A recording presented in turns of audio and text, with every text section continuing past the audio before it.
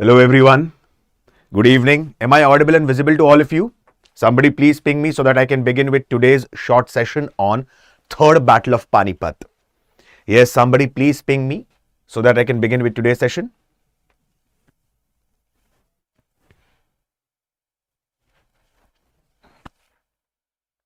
Just hold on for a second, guys. Just for a second.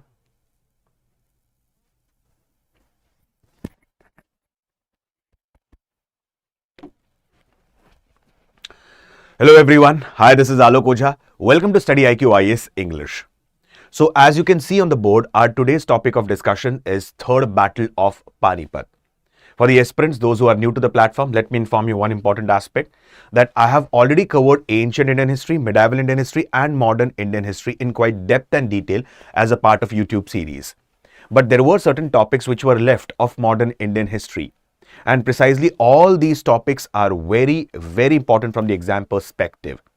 So I have started a series of battles that were fought, series of important battles that were fought during the time of Britishers. So by now we have covered the Anglo-Carnatic Wars. We have covered the Battle of Plassey. In today's short session, the session won't be much lengthier. In today's short session, we are going to throw light on another important battle, that is Third Battle of Panipat. Correct? So my friends, like the previous classes, we'll try to understand everything in a gradual step-by-step manner, and that too in the form of a story. Like we have seen the entire Anglo-Carnatic War in the form of a story. Apart from this, we had seen the Battle of Plassey again in the form of a story. So again, this as a part of Third Battle of Panipat will study with the help of a story. Yes, Nivedita, good evening. Krishna, good evening. So guys, so without wasting any more time, let's begin our today's session on the Third Battle of Panipat. Correct? So my first question to you guys is, when was the first Battle of Panipat fought? Just a basic question. Yes, when was the first Battle of Panipat fought? It was fought in 1526. Now let me give you a brief idea about first Battle of Panipat and second Battle of Panipat, and then we'll move to the third Battle of Panipat, which was fought in 1761. So here you have to listen to me carefully. You have to understand all the important characters. And the third most important aspect, you also need to understand why Marathas, like they had animosity with the forces of Ahmad Shah Abdali. And that culminated in the form of Third Battle of Panipat. So here we are going to understand all these things in a step-by-step manner. Every one of you might have heard about this, that the first Battle of Panipat was fought in 1526 between the forces of Babur and Ibrahim Lodi. Babur, it's a Persian word which basically means tiger. Like it is said that Babur assumed the throne at a very young age of 12 to 14 after the death of his father Umar Sheikh Mirza. And precisely speaking, it is said that he ascended the throne at a place called as Fargana, which is located in Uzbekistan. Now in 1526, the first Battle of Panipat was fought between Babur and Ibrahim Lodi. As per many historians, Babur had a small force of 10 to 15,000 soldiers. On the other hand, the forces of Ibrahim Lodi had approximately 1 lakh to 1,10,000 soldiers. But still, Babur emerged victorious. And what was the basic reason behind that? The technique that was being used by Babur. And the technique that was used by Babur was referred as Rumi technique or Tuluguma technique, or it is also referred as Arba system. And because of this system, Babur emerged victorious precisely in the first Battle of Panipat. Second Battle of Panipat, it was fought in 1556 between Akbar and Hemchandra Vikramaditya, also referred as Hemu. And it was in the favor of Akbar. Now let's speak about the third Battle of Panipat, and before we throw light on third Battle of Panipat, let's understand about Marathas. Let's understand how the Maratha kingdom was being established. Apart from this, we'll also understand what was the role of the Peshwas and why Peshwa Bajirao is considered as the strongest Peshwa among all the Peshwa, or is considered as the greatest Peshwa among all the Peshwas. So first of all, we need to throw light on these key factors. Clear? Chhatrapati Shivaji Maharaj Ji. He was born precisely approximately around 1627. And it is said that his father's name was Shahaji Raje Bhosle. He had inherited Pune Jagir from his father, Shahaji Raje Bhosle. It is said that specifically Jizabai was his mother. Apart from this, Dadaji Kondev was his political guru. Ramdas Ji, who has written a beautiful book on ethics referred as Das Bodh, was his spiritual guru. He was also inspired by the scenes from Ramayana and Mahabharata. Apart from this, he was also inspired by a Sufi saint whose name was Pir Sheikh Yaqub. So initially, it is said that Shivaji Maharaj spent his early childhood days with the Mavlan soldiers who are expert in guerrilla warfare techniques. And they were quite active in the region of Western Ghats. You might have heard about one of the famous Mavlan soldier, one of the famous Mavlan warrior, Tanaji Malusare. Correct? Yes, Kaizen. Very good evening. Anna Gons. Good evening. Okay. So, precisely speaking, it is said that he had spent his childhood days with the Mavlan soldiers. And after some time, like initially there was a rule of Aurangzeb in the northern part of India. And from 14th century itself, there were different Islamic states established around the region of Deccan. Now, Aurangzeb initially did not consider Chhatrapati Shivaji Maharaj as, like, he did not take him seriously, and he considered him nothing more than a mountain rat. But with the passage of time, the sphere of influence precisely of Shivaji Maharaj started increasing in the region of Deccan. And to control Shivaji Maharaj, Adil Shah had dispatched Afzal Khan. Afzal Khan was being killed. Again, Adil Shah had dispatched General Rustam Zaman. General Rustam Zaman was defeated. Again, he had dispatched Siddhi Johar. He was also being defeated. Now, Aurangzeb started taking Shivaji Maharaj seriously. And for the very first time, he had dispatched his maternal uncle and governor of Bengal Suba, who was also the Subedar of Bengal, whose name was Shaista Khan. Now, he came specifically around the region of Pune, to be very precise. The region specifically that is referred as Katraj. Katraj is approximately 20 to 30 kilometers from Pune. Presently, right now, it is in Pune itself.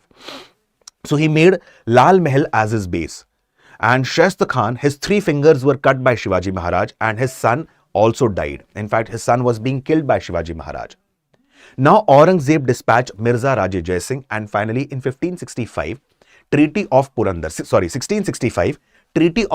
was signed between Shivaji Maharaj and Aurangzeb. And Shivaji Maharaj had to surrender 23 out of 35 forts to Aurangzeb. Apart from this, as per many historians, Shivaji Maharaj was also kept in house arrest precisely in the region of Agra. Okay. Now, yes, the Battle of Plassey and the Battle of Panipat, it actually changed the history of modern India. That is true. Yamuna, you have asked this question. So, it actually changed the history of, and precisely one more battle I would like to add, Battle of Buxar as well. Okay. So, Shivaji Maharaj was kept in house arrest. Finally, somehow he escaped and he started reconquering the forts. And in 1674, on 6th June, that is tomorrow, 6th June, it is again a very historical, date. On 6th June 1674, the coronation of Shivaji Maharaj took place at Raigad. And from here onwards, he was referred as Chhatrapati. Chhatrapati means ruler of the people. He was also referred as Hinduvi Dharmodharak, simply protector of Hinduism. Like it is said that the coronation ceremony was done by a Brahmin from Kashi, that is a Brahmin from Varanasi, whose name was Vishweshwar Gangarao Bhatt. And on the day of coronation of Shivaji Maharaj Ji, it is said that gold coins were being distributed, and these gold coins were referred as Shivrai Hon. Now, Shivaji Maharaj had 8 important council of ministers who assisted him in performance of his duties. These council of ministers were referred as Ashtapradhan. You will study about that in medieval India, and I have covered this in quite depth and detail.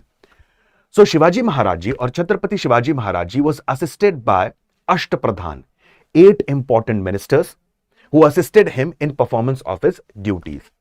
The most important minister among these 8 ministers were Pant Pradhan or Peshwa. You can consider Pant Pradhan or Peshwa as a prime minister among these 8 important ministers. And with the passage of time, the position of Peshwa became more and more powerful. Okay, like it is believed that specifically, like after Shivaji Maharaj comes to power, his son Chhatrapati Shambhaji Maharaj Ji. Chhatrapati Shambhaji Maharaj Ji is also referred as Chhawa. Chhawa basically means a lion's cub. After him comes to power Shahu Maharaj. Now, in fact, during the time of Shahu Maharaj or till the time of Shahu Maharaj, the position of Peshwa had become very strong. Okay, and specifically Balaji Vishwanath was considered as the first Peshwa. And in 1720, Bajirao, he became the most important Peshwa. In fact, among all the Peshwa, the person who is considered for his leadership or who is considered as the one of the best Peshwa or one of the greatest Peshwa among all the Peshwas was Bajirao I. But in fact, I'll give you one example. Bajirao I is known for his speed. Correct? Now, once upon a time, Bajirao I was having a food in his palace, Shaniwar Wada. Shaniwar Wada, it is located in Pune. And his wife, Kashibai, served him the food. And he took certain, what we say, bites of the food, and a person enters and he whispers something in the ears of Bajirao. Immediately, he kept aside the, what we say, plate in which he was eating the food, and Kashibai said, you shouldn't disrespect the food in such a manner. So he said that, I haven't disrespected the food, hence I have, what we say, taken certain bites of the food. Now, the book of history will not write in the manner that specifically Bajirao had helped the ruler of Bundelkhand, but the book of history will write one thing, that the ruler of Bundelkhand required help and Bajirao was busy having his food. And the event at that time was the region of Bundelkhand. Now, Madhya Pradesh is divided into different geographical units. The southern part of Madhya Pradesh is referred as Nimad. The eastern part of Madhya Pradesh is referred as Baghelkhand. The western part of Madhya Pradesh is referred as Malwa. The northwestern part of Madhya Pradesh is referred as Chambal. And the northern part of Madhya Pradesh is referred as Bundelkhand. Now, the region of Bundelkhand, it was being ruled by a person whose name was Raja Chhatrasal. And at that time, a Mughal commander, Bangash Khan, had attacked this region. And because of his advancing age, he couldn't do anything. So he sought help from Maratha Peshwa Bajirao. Many historians such as Jadunath Sarkar believe that the distance from Deccan to Bundelkhand, like a person going with heavy mounted artillery, he is going along with many of the cavalrymen, infantry, soldiers and so on, it will take at least 10 to 12 days to reach from Deccan to Bundelkhand. But as per historian Jadunath Sarkar, he had covered this distance just within a span of 2 to 5 days. He went there, destroyed, attacked, destroyed and came back.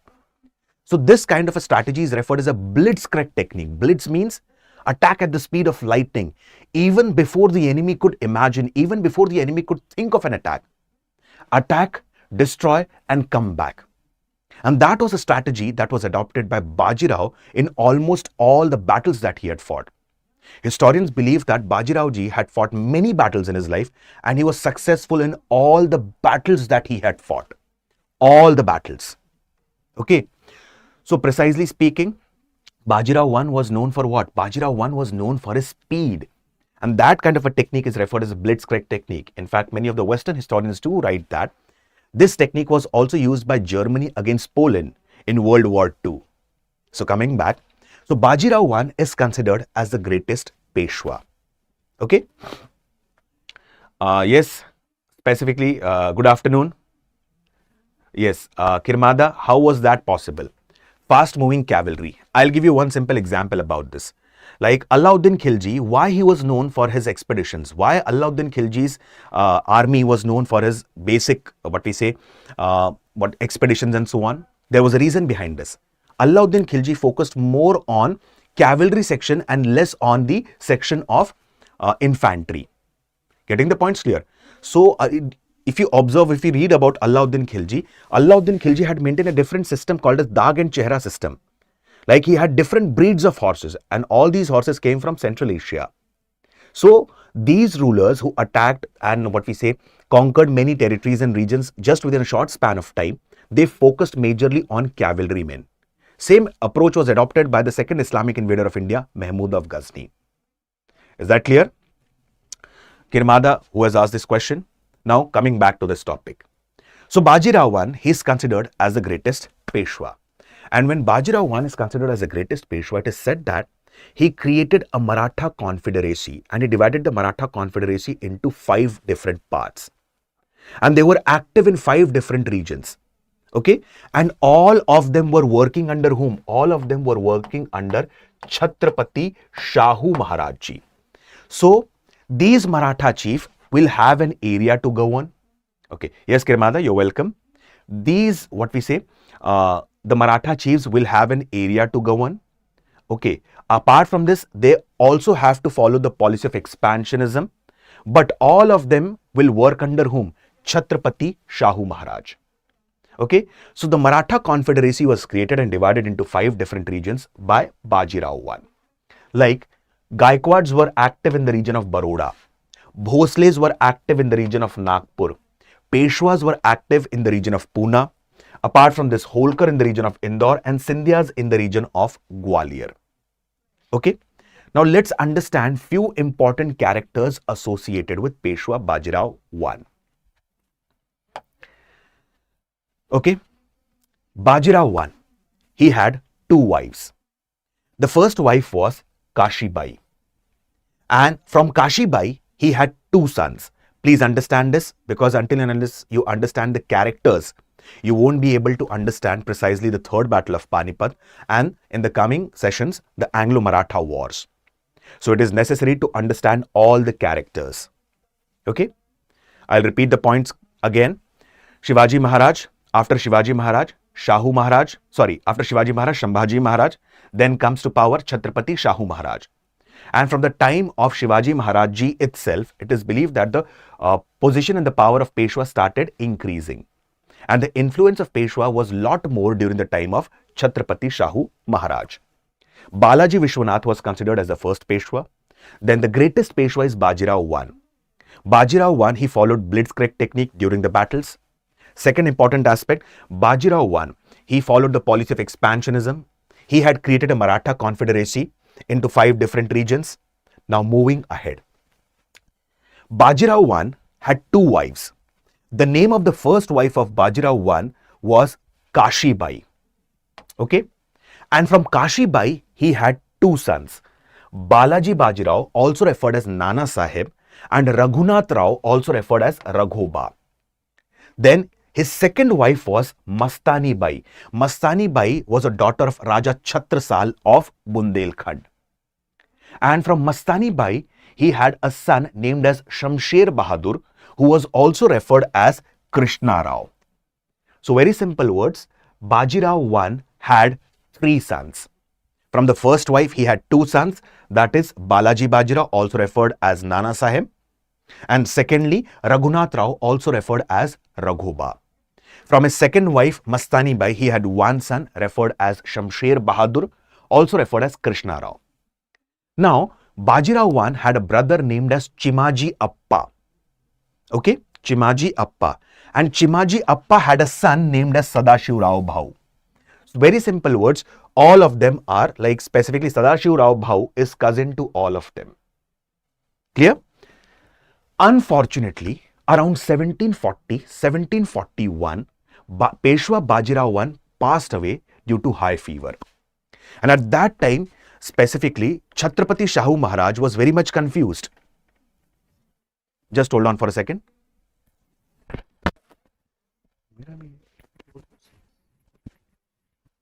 Just hold on for a second.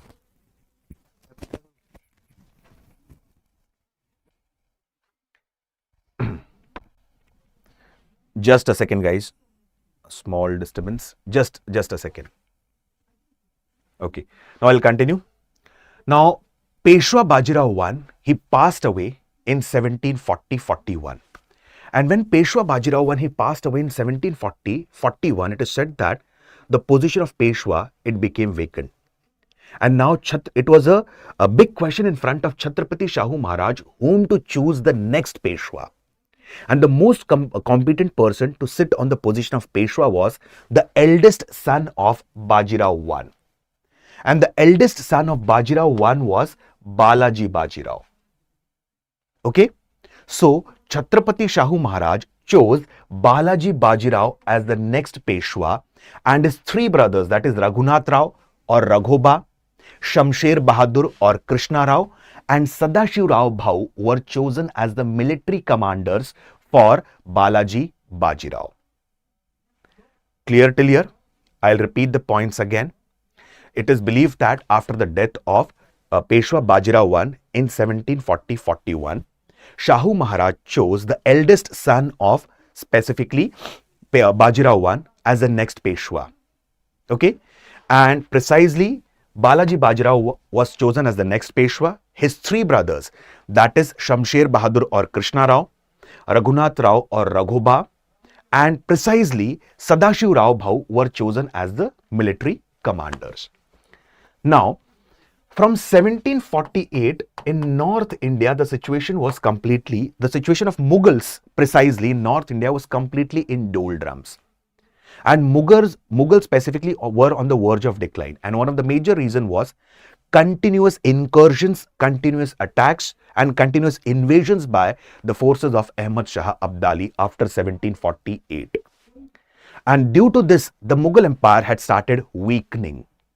Okay, Mughal Empire started declining. In fact, Ahmad Shah Abdali and his forces had conquered many regions in the northwestern part of India, such as Lahore, Multan, Sindh, Punjab, Kashmir, and so on.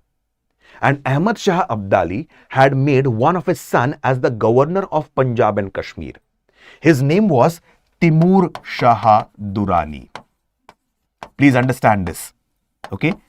Because if you have to understand one of the reasons for the third battle of Panipat, we need to understand this concept. From 1748, the power of Mughals in the northern part of India started declining. And one of the major reasons was continuous invasions and incursions by the forces of Ahmad Shah Abdali. And Ahmad Shah Abdali had conquered the regions of Sindh, Punjab, Multan, Lahore, Kashmir. And he had appointed one of his sons, Timur Shah Durrani, as the governor of Punjab and Kashmir. Now Mughals had no option. And when Mughals had no option, what happened? At that particular point of time, Mughals approached the Maratha Peshwa Balaji Bajirao and said that specifically, we require your help. Balaji Bajirao said, I don't have any problem in helping you, but what will Marathas get back in return? So Mughals said that, what do you want? So here, specifically, Peshwa Balaji Bajirao said, here Marathas right now require Chauth. What is Chauth? If you do not want Marathas to raid on your territories, if you do not want Marathas to attack on your territories, you have to pay 1/4 of your annual revenue as a tribute to Marathas. Very simple words. And this is referred as nothing but Chauth. Okay. So you have to pay 1/4 of your annual revenue as a tribute to the Marathas. If you want, Marathas should not attack your territory. Mughals got ready for that. Again, after 1752, the position of Mughals started declining because of the Rohillas. Rohillas were active in the region of Rohilkhand, which is located in specifically located in the region of UP. Okay. Now, Rohillas also became active, and Rohillas started rebelling against the Mughals. Again, Mughals had no other option, but Mughals approached the Maratha chief Balaji Bajirao that specifically, please help us. Balaji Bajirao said, okay, don't worry, we will help you, but you have to pay us Chauth and you also have to give us the governorship of certain regions. Historians do believe that Mughals at that time, they were ready to pay the Chauth of few regions such as Hisar, Moradabad, Lahore, Multan and Sindh. So, the Chauth of Lahore, Multan, Sindh, Hisar and Moradabad was given to the Marathas. Apart from this, Marathas were also given the governorship of Agra and Ajmer. By whom? By the Mughals. Now, if you remember one thing, please listen to me carefully. Hence, I say, please listen to the entire story carefully so that you can correlate every aspect. Marathas were given the region of, or they were given the Chauth of Lahore, Multan and Sindh. And these regions were under the control of whom? Timur Shah Durrani. Correct? Because Ahmad Shah Abdali had made his son Timur Shah Durrani as the governor of Punjab and Kashmir. So now it was a very big challenge for Marathas, first of all, to oust Timur Shah Durrani from this region. Immediately, Peshwa Balaji Bajirao dispatched one of his brother Raghunath Rao against Timur Shah Durrani, or Raghuba against Timur Shah Durrani. and Raghunath Rao attacked the territories of Punjab and Kashmir, and finally Timur Shah Durrani was ousted from this region. And from here onwards began the third battle of Panipat, because the animosity between Ahmad Shah Abdali and precisely Marathas started increasing after this. Is the picture clear till here? Please answer in the comment section. Anna Gons, you have a question, sir. As the NCERT book has removed the Delhi Sultanate and Mughal, is there any possibility that UPSC will not be asking such from there and more focus towards South? See, although certain aspects have been removed from the NCERT, but you have to focus on Delhi Sultanate. Until and unless you study about the Delhi Sultanate, how will you come to know about the dynastic revolution? Correct? So, you have to study about Delhi Sultanate, you have to study about the Bhakti and the Sufi movement, you have to study about the Mughals. So, I won't suggest you that you have to skip that part. Is that clear? Because I'll give you a very simple example, a very simple example. Suppose if you have skipped Delhi Sultanate, like if you study about the Vijayanagar Empire, okay, Vijayanagar Empire, its foundation was being laid by two brothers, Harihar and Bukka, who are also referred as Hakka and Bukka, Veer Hakka and Bukka, correct? And Vijayanagar Empire came into prominence during the time of Tughlaq dynasty ruler, and to be very precise, during the time of Muhammad bin Tughlaq. And there are different historians who have given the different aspects of origin of Vijayanagar Empire. Okay, like few historians such as B.L. Rice and P.B. Desai have spoken about Kannada origin of Vijayanagar Empire. On the other hand, a Western historian, Robert Sewell, he has spoken about the Telugu origin. But both of them have given the same source. They have, like, Vijayanagar Empire came into prominence during the time of Tughlaq dynasty rulers. So you have to study that. Is that clear? So you cannot, what we say, ignore that topic. Clear? Okay. Moving ahead. Now, this is all about the characters. Moving ahead. Peshwa Balaji Bajirao.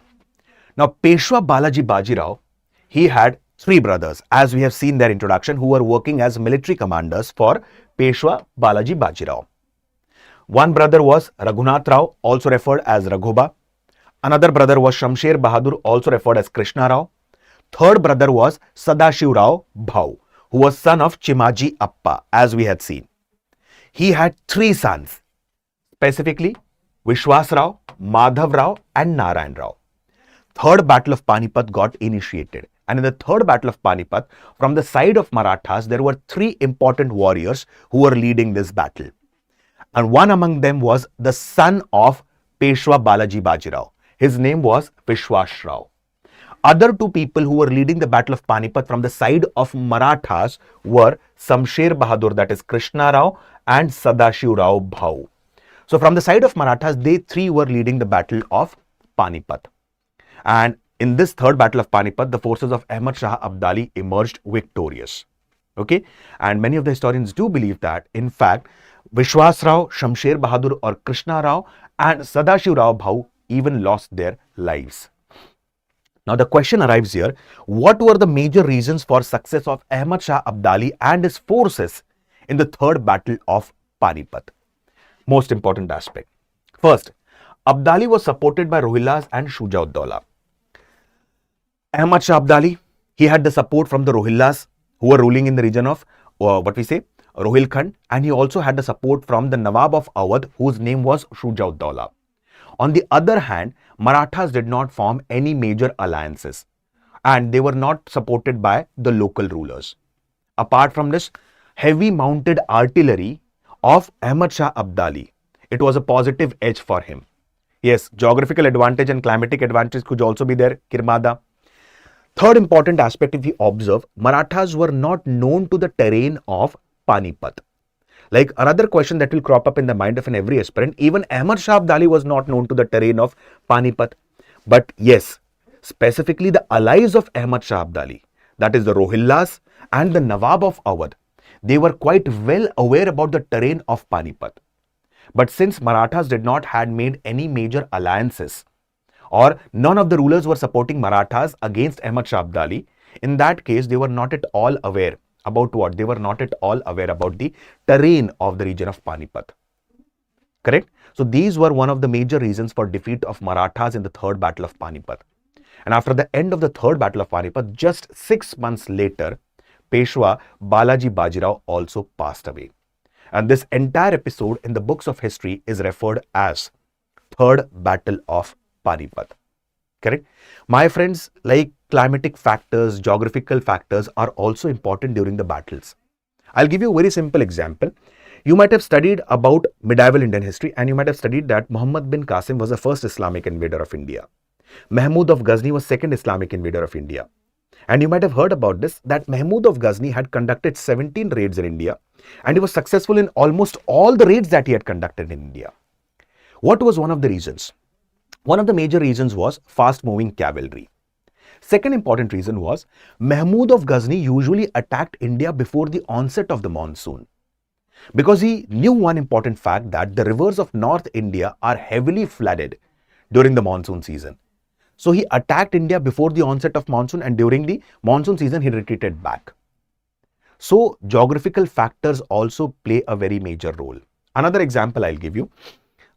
Muhammad bin Tughlaq. You might have heard about that. Muhammad bin Tughlaq is known for his 5 important experiments.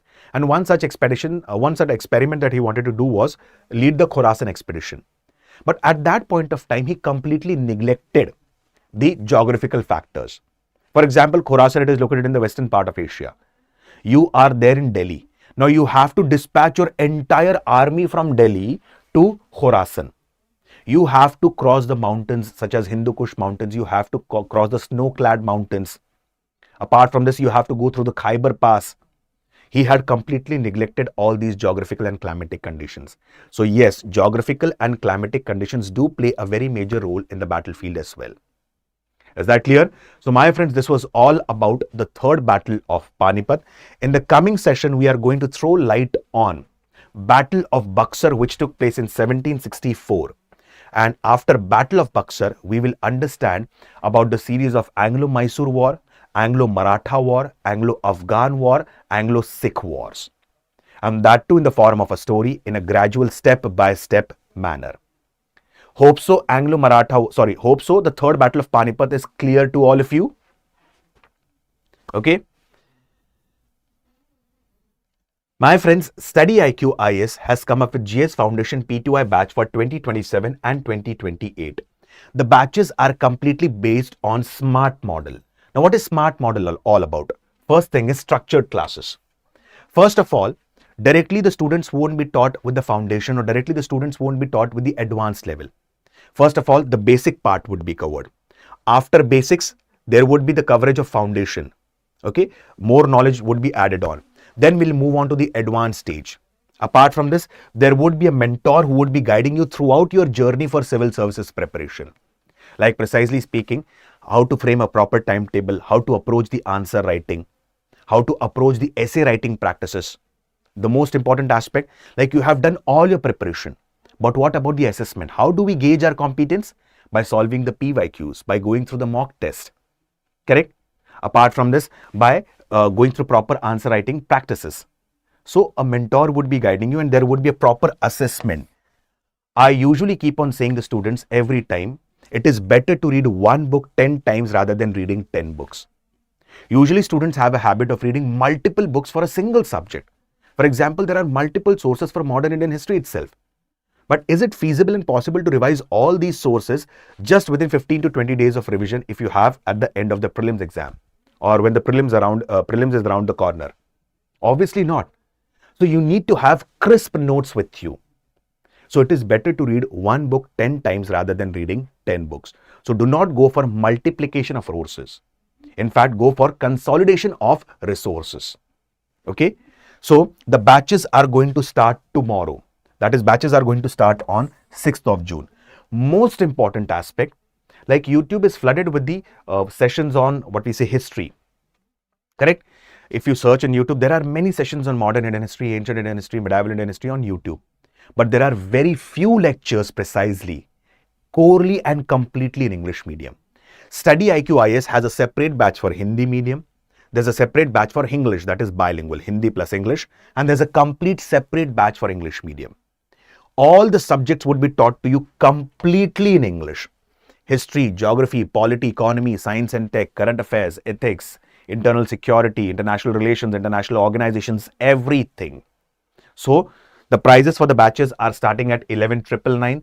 The batch is going to start tomorrow. So use the code Alok Live that is flashing on your screen to get the benefits of these batches. I repeat the code Alok Live. So my friends, with this I'll stop my words for the day. See you on Monday with the new topic, Battle of Buxar, that was fought in 1764. Till then, I'll stop my words. Thank you and have a very nice day. Bye-bye.